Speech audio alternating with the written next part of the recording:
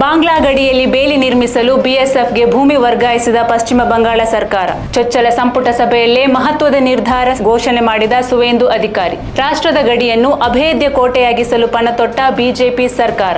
ಭಾರತ ಬಾಂಗ್ಲಾದೇಶ ಗಡಿಯಲ್ಲಿ ಬೇಲಿ ಹಾಕಲು ಬಿಎಸ್ಎಫ್ಗೆ ಭೂಮಿ ಹಸ್ತಾಂತರಿಸುವ ಪ್ರಕ್ರಿಯೆಯು ಇಂದಿನಿಂದಲೇ ಪ್ರಾರಂಭವಾಗಲಿದ್ದು 45 ದಿನಗಳಲ್ಲಿ ಪೂರ್ಣಗೊಳ್ಳಲಿದೆ ಎಂದು ಪಶ್ಚಿಮ ಬಂಗಾಳ ಮುಖ್ಯಮಂತ್ರಿ ಸುವೇಂದು ಅಧಿಕಾರಿ ಘೋಷಿಸಿದ್ದಾರೆ. ಈ ಮೂಲಕ ಚುನಾವಣಾ ಸಂದರ್ಭದಲ್ಲಿ ನೀಡಿದ ಭರವಸೆಯನ್ನು ಈಡೇರಿಸುವ ನಿಟ್ಟಿನಲ್ಲಿ ಮಹತ್ವದ ಹೆಜ್ಜೆ ಮುಂದಿಟ್ಟಿದ್ದಾರೆ.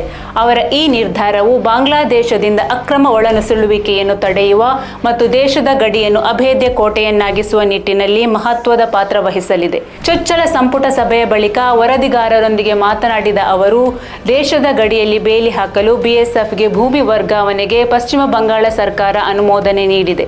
ಈ ಪ್ರಕ್ರಿಯೆಯು ಇಂದಿನಿಂದಲೇ ಆರಂಭವಾಗುತ್ತದೆ ಮತ್ತು ಮುಂದಿನ 45 ದಿನಗಳಲ್ಲಿ ಪೂರ್ಣಗೊಳ್ಳುತ್ತದೆ ಎಂದಿದ್ದಾರೆ.